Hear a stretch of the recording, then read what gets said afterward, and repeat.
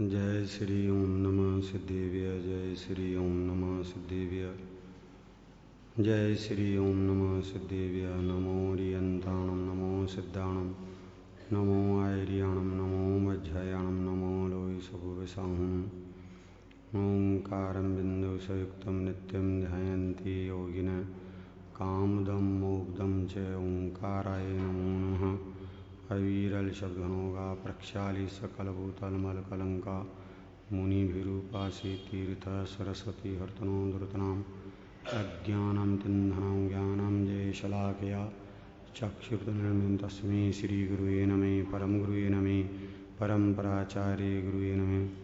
सकलकलिवर्धकं धर्मसम्बन्धकं भव्यमनजीवनोद्धारं पुण्यप्रकाशं पापनाशकं शास्त्रं श्रीसमयसारनां दुष्कर्तारा श्री सर्वगदेवता दुस्तरगणधरदेवा प्रतिगणधरदेवा स्तेषां वचनानुसार मासादे कुन्कुन्दाचार्य विरचेतां श्रोतारे स्थावदान्तया शृण्वन्तु। मङ्गलं भगवान् वीरो मङ्गलं गौतमो गणी मङ्गलं कुन्दकुन्दाद्यो जैन धर्मोऽस्तु मङ्गलं सर्वमङ्गलमाङ्गल्यं सर्वकल्याणिकारकं प्रधानं सर्वधर्माणां जैनं जयतो शासनं जैनं जयतो वन्दे तु सर्वसिद्धे द्रोवचलमणो अवं गतिं पते वोचामि समय पाओ मीणमो सुध केवली मणिदं नमः समय साराय स्वानुभूत्या चकासति चित्स्वभावाय भावाय सर्वभावान्तरचिदे जिनका परम पावन चरित्र जल निधि समान अपार जिनके गुणों के गणधर न पावे पारे बस वीतराग विज्ञान जिनके कथन का सारे उन सर्वदर सन्मति को वंदना शतबारे वंदना शतबारे। बोलिए वीतरागी देवशास गुरु धर्म की 10 लक्षण महापर्व की।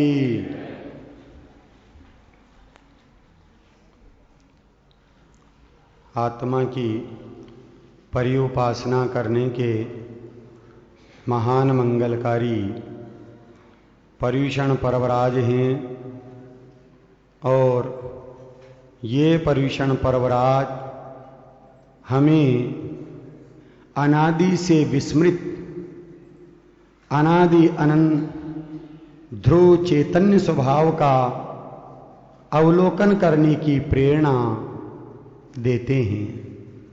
इन पर्युषण पर्व के पावन प्रसंग पर हमारे सन्मुख यह ग्रंथादिराज समयसार जी है और समयसार जी के माध्यम से कलिकाल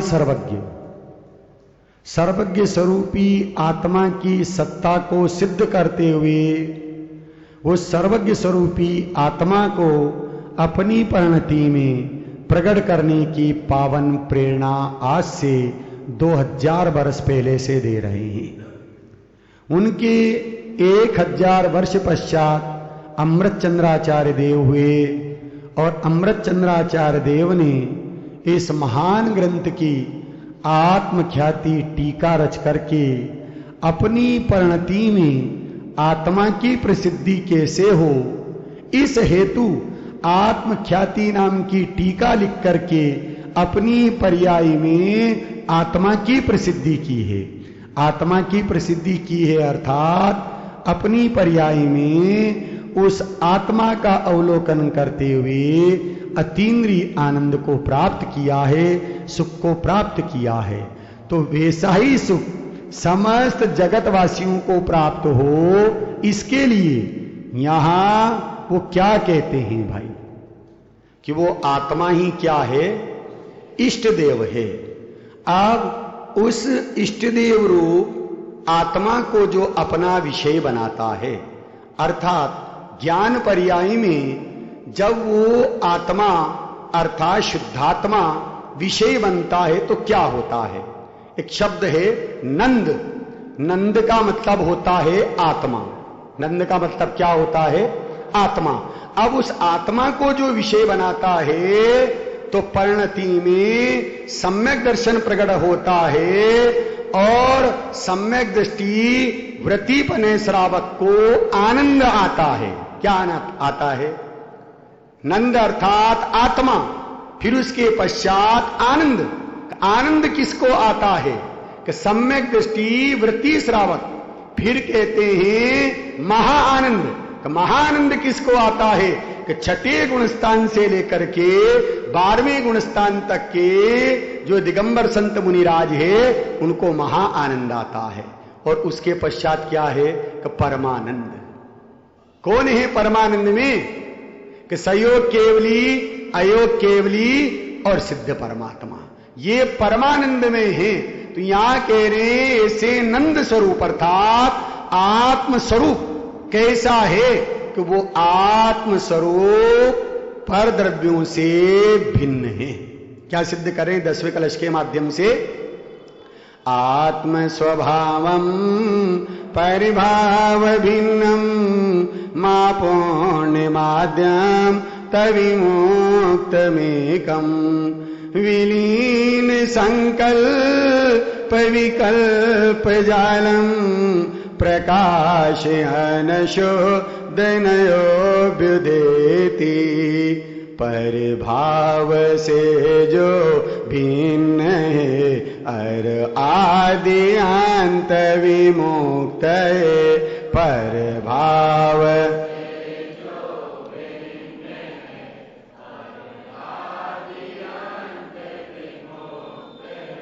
संकल्प और विकल्प के जंजाल से भी मुक्त है। संकल्प और विकल्प के जंजाल से भी मुक्त है। जो एक है परिपूर्ण है ऐसे निजात्म स्वभाव को जो एक परिपूर्ण है ऐसे निजात्म स्वभाव को करके प्रकाशित प्रगट होता हे आय शुद्ध नय करके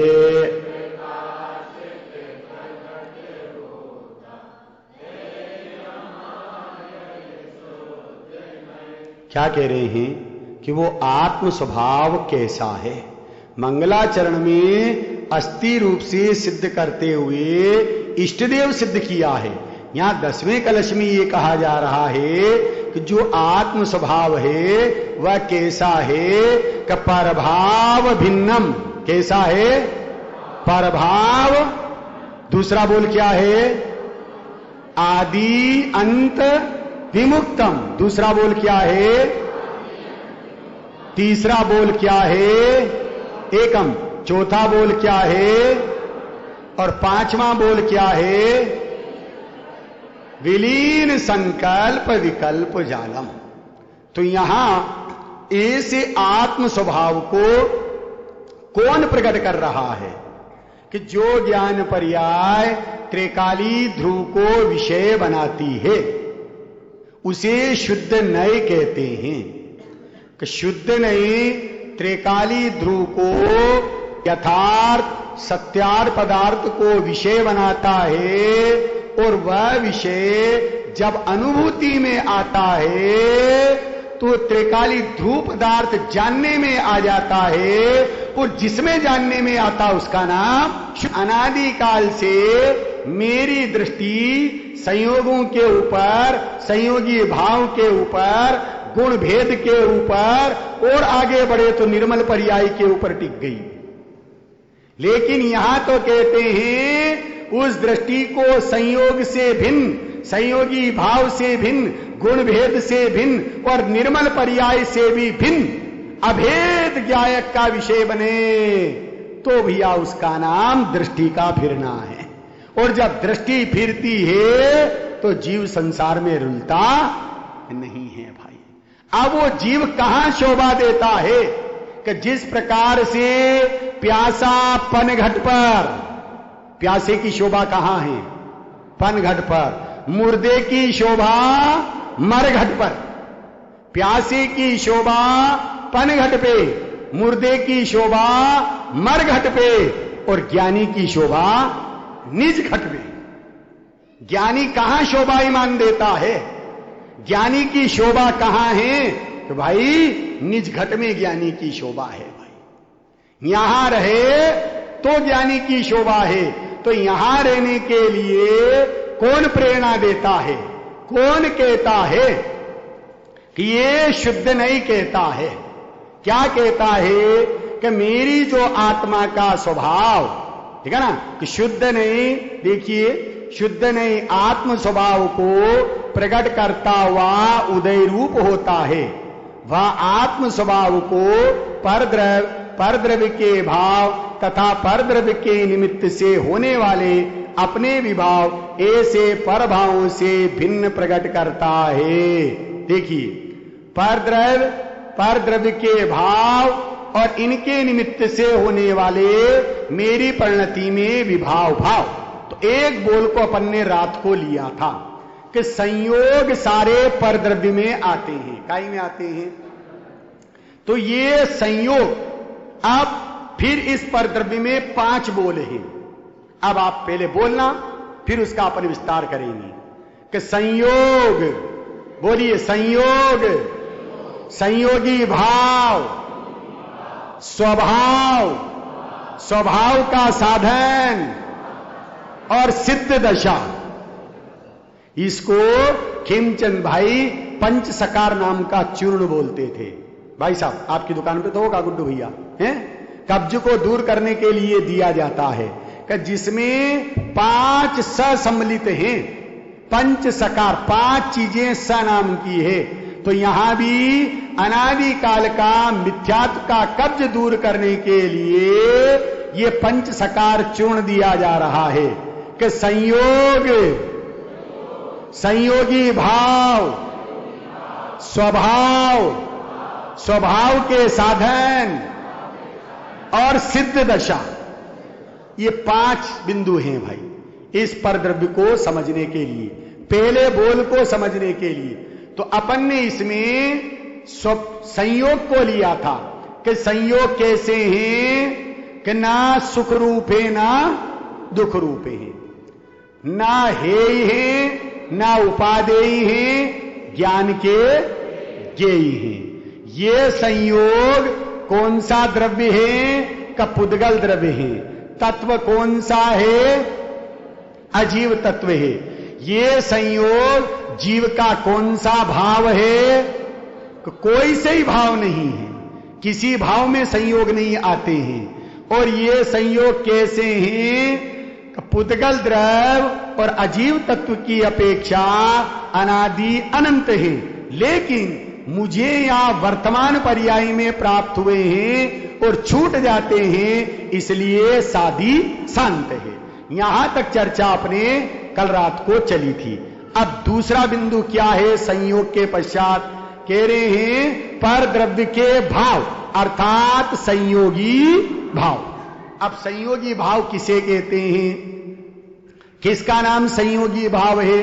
का एक तो संयोग में उत्पन्न होने वाले भाव, भाव अर्थात जो उसमें त्रिकाल रहे, जैसे पुद्गल में स्पर्श रस गंध वर्ण, जीव में ज्ञान दर्शन चेतना, ये इसके भाव हैं। लेकिन यहां संयोगी भाव किसे कहा जा रहा है कि संयोग के निमित्त से मेरी पर्याय में होने वाले विभाव भाव, उनको संयोगी भाव कहा है। क्या कहा? किसके निमित्त से? संयोग के निमित्त से मेरी पर्याय में होने वाले जो विभाव भाव हैं वो संयोगी भाव हैं। अर्थात ये भाव कर्म हैं, राग द्वेष के परिणाम, ये सब संयोगी भाव हैं। अब ध्यान से सुनना थोड़ा। ये संयोगी भाव सुख रूपे कि दुख रूपे हैं? नहीं, ऐसा कैसे हो सकता है? फिर सुनिए ध्यान से। मैंने इसीलिए कहा था पहले यहां संयोगी भाव की अपेक्षा समझाई है कि संयोग के निमित्त से होने वाले मेरी पर्याय में विभाव भाव, राग द्वेष के परिणाम, ये संयोगी भाव हैं। अब ये संयोगी भाव सुख रूप है कि दुख रूप है? किस रूप है? बहुत बढ़िया, ये है दुख रूप हैं। यदि दुख रूप नहीं लगेंगे तो इनसे छूटने का उद्यम प्रारंभ नहीं होगा। ये संयोगी भाव, भाव कर्म, राग द्वेष के परिणाम, ये दुख रूप हैं। कैसे हैं? दुख रूप हैं भाई, दुख के कारण हैं और दुखमयी ही हैं। इनके कारण से ही संसार किसका नाम है? किसे कहते हैं संसार? है? जिन परिणामों के कारण से संसरण होता है उसे संसार कहते हैं। जिन परिणामों के कारण से 4 गति 84 लाख योनियों में संसरण होता है उसका नाम संसार है। तो ये मिथ्यात्म और राग द्वेष के परिणाम संसार है। ये कैसे हैं कि ये दुख रूप हैं। कैसे हैं? दुख रूप हैं। जब ये राग द्वेष के परिणाम दुख रूप हैं तो हे ही हैं, उपादेय हैं कि ज्ञेय हैं? कैसे हैं? हे ही, ज्ञेय नहीं, हे ही। बहुत बढ़िया। हे अर्थात यहां इसका अर्थ छोड़ने योग्य है कि ये राग द्वेष का परिणाम है, ये हे ही हैं, छोड़ने योग्य हैं।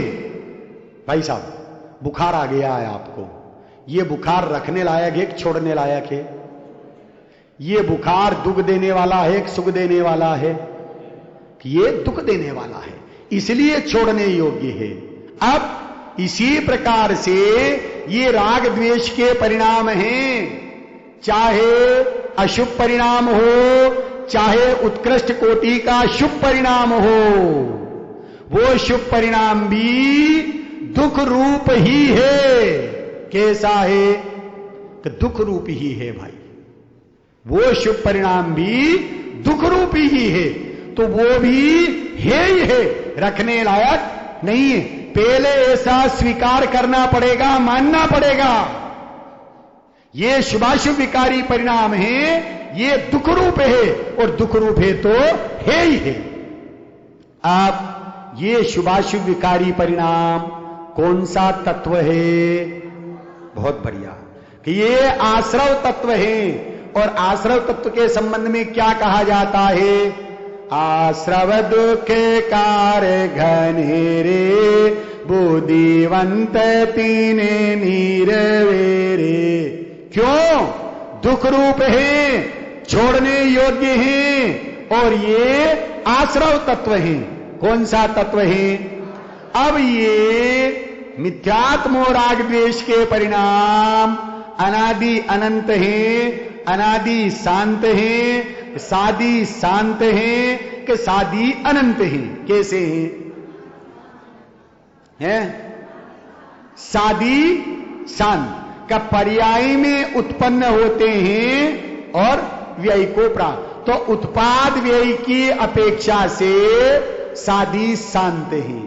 पर क्या हमें सम्यक दर्शन हो गया है? नहीं हुआ, बहुत कोई दिक्कत नहीं है। हो गया हो तो बहुत अच्छी बात है, हमारा बंधन है उसे भाई, कोई दिक्कत नहीं। ऐसे ज्ञानी धर्मात्माओं को हम नमन करते हैं, भैया स्तुति योग्य है ऐसे ज्ञानी धर्मात्मा। नहीं हुआ है इसका मतलब परिणति में क्या है? मिथ्यात्व है, राग है, द्वेष है। तो इस अपेक्षा से अनादि से है कि नहीं है? अनादि से है, परंतु अनंत काल तक रखना है नहीं, इसलिए अनादि सन। बहुत बढ़िया। अरे आत्मा का लक्ष्य करने पर अनादि का जो मिथ्यात्व है, राग द्वेष के परिणाम हैं, वो शांत हो जाते हैं। तो ये जो राग द्वेष के परिणाम हैं, अभी सम्यक न होने के कारण से, आत्मा में अपनापन न होने के कारण से अनादि हैं, लेकिन अनादि से होते हुए भी शांत रूप है भैया। उत्पाद व्यय की अपेक्षा सादी शांत है। अब ये राग द्वेष के परिणाम जीव का कौन सा भाव है? इधर से आवाज ही नहीं आ रही है किसी की, है भाई? चर्चा विभाव भाव तो है, पर जीव के 5 भाव में से कौन सा भाव है? औदैहिक भाव है भाई, आया हुआ भाव है। कर्म का उदय इसमें निमित्त है और आया हुआ है। तो ज्ञानी कहते हैं, शुद्ध नहीं कहता है कि आता है तो आने दो, जाता है तो जाने दो, ज्ञान को ज्ञाता रहने दो भाई, कोई दिक्कत नहीं है। क्यों कि ये औदैहिक भाव है। तो ये जो संयोगी भाव है, ये संयोगी भाव कैसा है? का दुख रूप है ही है, आश्रव तत्व है, सादी शांत है और औदैहिक भाव रूप है। देखिए 2 बिंदु है भी, संयोग और संयोगी भाव। अब तीसरा बिंदु क्या है? स्वभाव। क्या है? इस स्वभाव को किसने प्रकट किया है? यहां इस कलश के अनुसार जवाब दो है। शुद्ध नहीं ने प्रकट किया। बहुत बढ़िया। क्या शुद्ध नहीं ने इस स्वभाव को प्रकट किया है कि ये स्वभाव कैसा है? कि ये स्वभाव सुख रूप है कि दुख रूप है? सुख रूप है भाई। आहा, ये स्वभाव उत्कृष्ट है, सुख रूप है। भले ही काल की निकृष्टता है। कौन सा काल है? हुंडा सर्पणी पंचम काल है। काल की निकृष्टता है, परिणामों की वक्रता है, कषाय की तीव्रता है, विषयों की गृद्धता है, आयु की अल्पता है, स्वभाव की मंदता है। पर जिनागम ये कहता है कि आत्मा की ही सर्वोत्कृष्टता है। ये आत्मा इस लोक में सर्वोत्कृष्ट पदार्थ है भाई। क्या काल की निकृष्टता है, परिणामों की वक्रता है, कषाय की तीव्रता है, विषयों की गृद्धता है, आयु की अल्पता है, स्वभाव की मंदता है। पर जिनागम ये कहता है कि आत्मा की ही सर्वोत्कृष्टता है भाई। लोक में यदि कोई सर्वोत्कृष्ट पदार्थ है तो वो आत्मा है, अर्थात स्वभाव है। तो स्वभाव कैसा है? सुख रूप है कि दुख रूप है? सुख रूप है भाई। वो स्वभाव सुख रूप है। तो अब वो है ही है, उपादेय है कि ज्ञेय है? अब कैसा उपादेय है? कैसा उपादेय है? सर्वथा उपादेय है। 3 लोग 3 काल में यदि ग्रहण करने लायक है, आश्रय करने लायक है, तो वह कौन है? कि भाई अपना स्वभाव है भाई, वो सर्वथा उपादेय है। अब ये स्वभाव 7 तत्वों में कौन सा तत्व है? पीछे से कुर्सियों पर जो बैठे माता जी वगैरह, बहुत बढ़िया, बहुत सुंदर। कि ये जीव तत्व है। सात तत्वों में से कौन सा तत्व है कि जीव तत्व है। अब ये अनादि अनंत है, अनादि शांत है कि सादी शांत है कि सादी अनंत है? कैसा है? बहुत बढ़िया, अनादि अनंत। ये जो स्वभाव है मेरा, ये अनादि अनंत है। अब जीव के 5 भाव में से कौन सा भाव है? हाँ, कौन सा भाव है? अरे पारणामिक भाव तो सब हैं,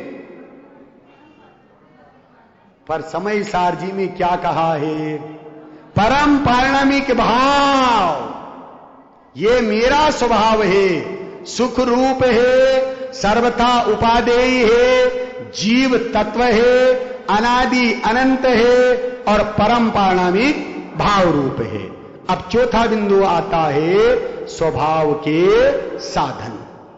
स्वभाव के साधन, क्योंकि आपको ख्याल में हो तो हमने 2 दिन तक एक कोटेशन लिया था, pure object plus pure instrument plus gives pure effect. क्या अर्थ है? क्या विषय पवित्र है, उस विषय को जानने वाला साधन भी पवित्र है, तो पर्याय में प्राप्ति भी पवित्रता की होती। तो स्वभाव के साधन क्या है? स्वभाव के साधन क्या है? कि यह शुद्ध नहीं, ज्ञान साधन है। क्या साधन है? ज्ञान साधन है। लेकिन उस ज्ञान साधन से संवर निर्जरा शुद्धोपयोग प्रकट हुआ है, मोक्ष नहीं है। ध्यान से सुनना, समझने की कोशिश करना, शंका हो तो हमसे बाद में समाधान कर लेना। कि स्वभाव के साधन वो संवर निर्जरा है। क्या है? संवर निर्जरा है भाई।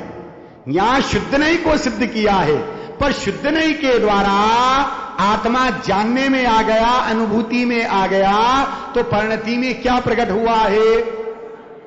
संवर निर्जरा प्रकट हुआ है। तो ये संवर निर्जरा सुख रूप एक, दुख रूप है। सुख रूप एक, दुख रूप है। सुख रूप है। संवर निर्जरा किस रूप है? सुख रूप है। Gives pure effect. अब पवित्रता सुख तो सुख रूप है। अब ये संवर निर्जरा है ही है, उपादेय है कि ज्ञेय है? कैसे है? कैसे उपादेय? बहुत बढ़िया। एक देश प्रकट करने की अपेक्षा उपादेय है। संवर निर्जरा कैसे है? कि एक देश प्रकट करने की अपेक्षा उपादेय है। और ये जो स्वभाव के साधन हैं, ये कौन सा तत्व है भाइयों में से? आगे देखिए, बच्चों में से बताना। ये स्वभाव, हाँ बहुत बढ़िया। स्वभाव के जो साधन हैं, ये कौन सा तत्व है? कि संवर निर्जरा तत्व है।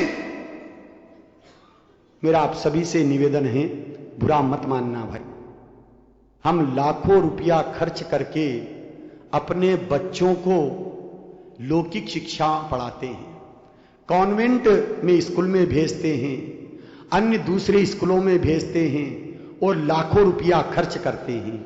हम जानते हैं स्कूल में कितना बर्डन है, कितना वजन है बच्चों के ऊपर, और जिसमें प्राइवेट स्कूल है उनमें तो बहुत ज्यादा है। अरे बच्चों को तो लगना ही पड़ता काम में, लेकिन उनके मम्मी पापा को भी लगना पड़ता है। प्रत्यक्षम किम प्रमाणम, प्रत्यक्ष के लिए प्रमाण की आवश्यकता नहीं है कि लाखों रुपया खर्च करके हम लौकिक शिक्षा प्रदान करते हैं, और वो शिक्षा कहां तक साथ देती है? कब तक साथ देती है भैया? इसी पर्याय में, बस यहीं आकर के प्राप्त किया, यहीं छूट जाती है। लेकिन आपने उन लाखों रुपयों में से यदि अंश रूप में भी खर्च करके तत्वज्ञान दे दिया है, अपने बच्चों को वीतराग विज्ञान पाठशाला में भेज दिया है। कितने होनहार बच्चे हैं आपके यहाँ के, कितना बढ़िया प्रोग्राम करते हैं, रात को कितना बढ़िया नाटिका प्रस्तुत की थी, हैं? ये पाठशाला का परिणाम है। इन बच्चों को तत्वज्ञान दो, और तत्वज्ञान यदि आप देते हैं तो आप सच्चे माता पिता कहलाने के अधिकारी हैं। और यदि तत्वज्ञान नहीं देते हैं तो आप अपने बच्चों का ये भविष्य नहीं, आगामी कई भव खराब कर रहे हैं। यदि अनंत भवों को सुधारना चाहते हैं और इस भव को बिगाड़ना नहीं चाहते हैं, भैया यहां पाठशाला कब लगती है? हर रविवार को लगती है। तो जितनी भी माताएं बहनें हैं, भाई हैं, वो इस पर्युषण पर्व से नियम लेवे कि हम हमारे बच्चों को वीतराग ज्ञान पाठशाला में जरूर भेजेंगे भाई, तत्व ज्ञान अर्जित कराएंगे। और यदि ये तत्व ज्ञान नहीं दिया है तो भैया तुम्हारा तो भव बिगड़ेगा ही बिगड़ेगा, इनके भी अनंत भव बिगड़ने वाले हैं भाई। तो यहां क्या कहा जा रहा है कि स्वभाव का साधन वो संवर निर्जरा तत्व है। ये कहां सीखने को मिलेगा? किस जगह सीखने को मिलेगा बेटे? आती हो तुम पाठशाला? हैं? आती हो? बहुत बढ़िया, बहुत अच्छी बात है भाई, हैं? और नहीं आती हो तो जरूर आना है। सप्ताह में एक दिन ही तो लगती है, हमारे यहां तो प्रतिदिन लगती है पाठशाला, है? प्रतिदिन। देखो दादाजी का क्या कहना, प्रतिदिन लगना चाहिए, पर इस पंचम काल के जीवों को इतनी फुर्सत नहीं है। तो कहते हैं भाई रविवार है, उस रविवार को ही आप भेज देंगे और महीने में 4 सप्ताह, तो निश्चित रूप से इस 4 सप्ताह आपका बालक पाठशाला में आएगा तो 4 घातिया कर्मों का क्षय होगा, अनंत चतुष्टय की प्राप्ति होगी। इसलिए अपने बच्चे को पाठशाला भेजना ही चाहिए भाई, अवश्य भेजना चाहिए। तो ये जो स्वभाव के साधन हैं ये संवर निर्जरा तत्व हैं। आप ये जीव के कौन से भाव हैं? तो सोच के जवाब। हाँ बोलो। बहुत बढ़िया, बिल्कुल सही है भाई कि ये जो स्वभाव के साधन संवर निर्जरा है, ये जीव के कौन से भाव हैं? औपशमिक भाव है, क्षयोपशमिक भाव है और क्षायिक भाव है। स्वभाव के साधन संवर निर्जरा सुख रूप है, पर्याय में प्रकट करने की अपेक्षा एक देश उपादेय है, संवर निर्जरा तत्व है। और ये संवर निर्जरा तत्व कैसे हैं? अनादि अनंत हैं, सादी शांत हैं, सादी अनंत हैं। कैसे हैं? बहुत बढ़िया, सादी शांत हैं। मनोज जी किसको? कौन? संवर निर्जरा, जो संवर निर्जरा तत्व है, स्वभाव के साधन हैं, वो कैसे हैं? कि सादी शांत हैं भाई। और जीव का औपशमिक, क्षयोपशमिक और क्षायिक भाव रूप है। अब 5वां बिंदु है मोक्ष। किसका नाम मोक्ष है? किसे मोक्ष कहते हैं? किसका नाम मोक्ष है? हैं? हाँ बोलिए। पूर्ण सुख दशा की प्राप्ति होना, कि प्राप्ति होना कि प्राप्त ही है। बहुत बढ़िया, ये यहां आओ भाई, हैं? प्राप्ति कहां से होगी? कि जब प्राप्त होगा तो प्राप्ति होगी। तो निश्चय से मैं मोक्ष स्वरूपी ही हूं। मैं कैसा हूं? कि मैं मोक्ष स्वरूपी ही हूं। अब जिसने ऐसा स्वीकार किया है और उसमें अपनापन किया है, तो परिणति में जब स्वभाव के अवलंबन से स्वभाव का साधन संवर निर्जरा प्रकट हो गया है, तो संवर निर्जरा ये गारंटी देता है कि अब मोक्ष होगा ही होगा। मोक्ष अर्थात आत्मा की पवित्र पूर्ण निर्मल दशा, सुख दशा, निर्विकल्प दशा, अतीन्द्रिय आनंद की दशा, सहद दशा, ज्ञानानंद दशा, सहजानंद दशा। अब ये दशा सुख रूप एक, दुख रूप है माता जी, है सुखमयी ही है, सुख रूप ही है। अब ये जो मोक्ष है ये है ही है, उपादेय है का ज्ञेय है? कैसा है भैया? उपादेय। कैसा उपादेय? हां, पूर्ण प्रकट करने की अपेक्षा उपादेय, पूर्ण प्रकटता की अपेक्षा उपादेय है। और ये मोक्ष कौन सा तत्व है? मोक्ष तत्व अर्थात अंतिम सातवां तत्व जिसे कहते हैं कि ये मोक्ष तत्व है। अब ये मोक्ष अनादि अनंत है, अनादि शांत है कि सादि शांत है कि सादि अनंत है? बहुत बढ़िया कि ये जो मोक्ष है परिपूर्ण पवित्र निर्मल दशा है, ये सादि अनंत है। सादि अनंत क्यों कहा है? अब ये प्रकट हो गई है तो दोबारा अब संसार अवस्था नहीं होगी। अब तो निर्मल निर्मल निर्मल निर्मल पवित्र पवित्र पवित्र दशा। परंतु टोडरमल जी के शब्दों में का मोक्ष भी पर्याय है। इस अपेक्षा से क्या हो सकता है? क्या हो सकता है? चारों में नहीं, चारों में से बोलो। आना है सादी शान। बहुत बढ़िया, बहुत सुंदर कि यह मोक्ष भी पर्याय है। तो इसमें भी उत्पाद व्यय होता कि नहीं होता? का होता है। तो उत्पाद व्यय की अपेक्षा से सादी शांत है, परंतु पर्याय वैसी की वैसी ही है, परंतु वो की वही नहीं है। वैसी की वैसी ही है इस अपेक्षा से सादी अनंत, पर वो की वही नहीं है, अगले समय में दूसरी है, इसलिए सादी। और यह मोक्ष जीव का कौन सा भाव है? आगे से नहीं, पीछे से जवाब दो। कौन सा भाव? हां, बहुत बढ़िया, क्षायिक भाव है भाई। क्षायिक भाव क्यों है? कि आठों कर्मों का क्षय हो चुका है। कितने बजे तक लेना? 10 बजे तक। अच्छा, क्या? हाँ, तो याद करना ना। देखिए, ये परद्रव्य के संबंध में 5 बोल चले। संयोग, संयोगी भाव, स्वभाव, स्वभाव के साधन और सिद्ध दशा, जिसे मोक्ष कहते हैं। तो शुद्ध नहीं ने अपने आत्मा के स्वभाव को परद्रव्य से भिन्न सिद्ध करते हुए यह सिद्ध किया है कि वो अनादि अनंत है, वो एक है, अपने आप में परिपूर्ण है और संकल्प विकल्पों के जाल से मुक्त रहित है भाई।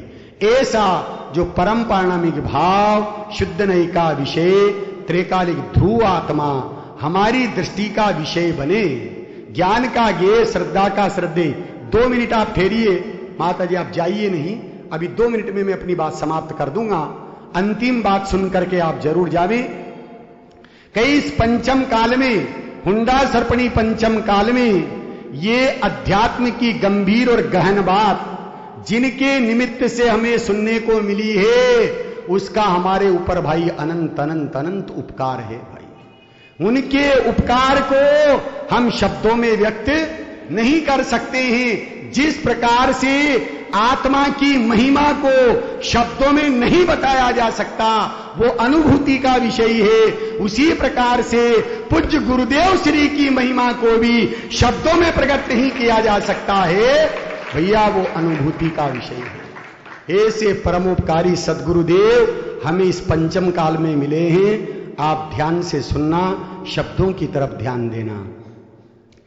गुरुदेव सनाविक जग में मिलना अब दुश्वार है, गुरुदेव सा नाविक जग में मिलना अब दुश्वार है। मानव नहीं अवतारी था वो, मानव नहीं अवतारी था वो, सार समय का सार है, गुरुदेव सा नाविक जग में मिलना अब दुश्वार है। हे शांति क्रांति के अग्रदूत, कुंद कुंद के कुंदन सपूत, तुम में दर्शित है दिव्य लोक, तुम चिदानंद चेतन स्वरूप।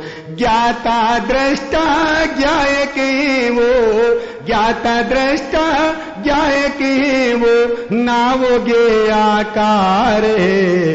गुरुदेव सा नाविक जग में मिलना अब दुश्वार है। गुरुदेव सा नाविक जग में मिलना अब दुश्वार है। सरल स्वभावी मृदु गुण भाषी, ज्ञान पिपासु मोक्षाभिलाषी। सरल स्वभावी मृदु गुण भाषी, ज्ञान पिपासु मोक्षाभिलाषी।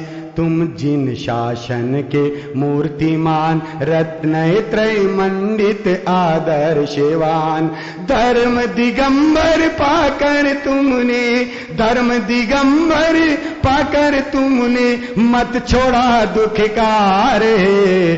गुरुदेव सा नाविक जग में मिलना अब दुश्वार है। गुरुदेव सा नाविक जग में मिलना अब दुश्वार है। मंत्र मुग्ध हो जाते श्रोता जब इनकी वाणी खीरती। मंत्र मुग्ध हो जाते श्रोता जब इनकी वाणी खीरती। स्यादवाद शैली से जब ज्ञानामृत की वर्षा होती। स्यादवाद शैली से जब ज्ञानामृत की वर्षा होती। समकित सुर प्रगटा कर तुमने, समकित सुर प्रगटा कर तुमने ज्ञान दिया सुखकार है। गुरुदेव सा नाविक जग में मिलना अब दुश्वार है। गुरुदेव सा नाविक जग में मिलना अब दुश्वार है।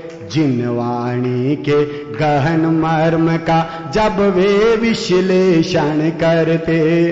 जिन वाणी के मर्म का जब वे विश्लेषण करते। पक्षपात की गंध न होती, मुख से अमृत झरने झरते। पक्षपात की गंध न होती, मुख से अमृत झरने झरते। समय सारी का अमृत झरना, समय सारी का अमृत झरना झरता रहे सुखकार। गुरुदेव सा नाविक जग में मिलना अब दुश्वार है। गुरुदेव सा नाविक जग में मिलना अब दुश्वार है। पान स्वयं अमृत का करके जग को अमृत पिलवाया है। पान स्वयं अमृत का करके जग को अमृत पिलवाया है। जो पचा गया उस अमृत को, उसको अपने में भगवान दिखाए। जो पचा गया उस अमृत को, उसको अपने में भगवान दिखाए। जो न पचा पाया अपने में, जो न पचा पाया अपने में, विश्व मन किया हर बार। गुरुदेव सा नाविक जग में मिलना अब दुश्वार है। गुरुदेव सा के जग में मिलना अब दुश्वार है। गुरुदेव के पुण्य प्रताप से गांव गांव में शिविर लगे। गुरुदेव के पुण्य प्रताप से गांव गांव में शिविर लगे। पंच कल्याणक हुए अनेकों, सिद्ध चक्र के पाठ रचे। पंच कल्याणक हुए अनेकों, सिद्ध चक्र के पाठ रचे। धर्ममयी हो गई धराए, धर्ममयी हो गई धराए। जीवन मिला सुखकार है। गुरुदेव सा नाविक जग में मिलना अब दुश्वार है। गुरुदेव सा नाविक जग में मिलना अब दुश्वार है। शब्दों में सामर्थ्य नहीं है उनकी महिमा को गाऊं। शब्दों में सामर्थ्य नहीं है उनकी महिमा को गाऊं। मन भी पामर हो गया है चिंतन कैसा किसको समझाऊं। मन भी पामर हो गया है चिंतन कैसा किसको समझाऊं। भक्ति भाव से नतमस्तक हो, भक्ति भाव से नतमस्तक हो, श्रद्धा सुमन चढ़ाऊं सुखकार है। गुरुदेव सा नाविक जग में मिलना अब दुश्वार है। गुरुदेव सा नाविक जग में अब दुश्वार है। मानव नहीं अवतारी था वो, मानव नहीं अवतारी था वो, सारे समय का सारे। गुरुदेव सा नाविक जग में मिलना अब दुश्वार है। गुरुदेव सा नाविक जग में मिलना अब दुश्वार है। सभी जीव गुरुदेव श्री के द्वारा प्रदत्त उस ज्ञायक स्वरूपी भगवान आत्मा को अपनी दृष्टि का विषय बनाएं, श्रद्धा का श्रद्धेय बनाएं, ज्ञान का ज्ञेय बनाएं, ध्यान का ध्येय बनाएं, चारित्र की चर्या का विषय बना करके अपनी परिणति में वीतराग दशा को प्रकट करें, सुख दशा को प्रकट करें। इस मंगलमयी भावना के साथ में अभी की बात को विराम देता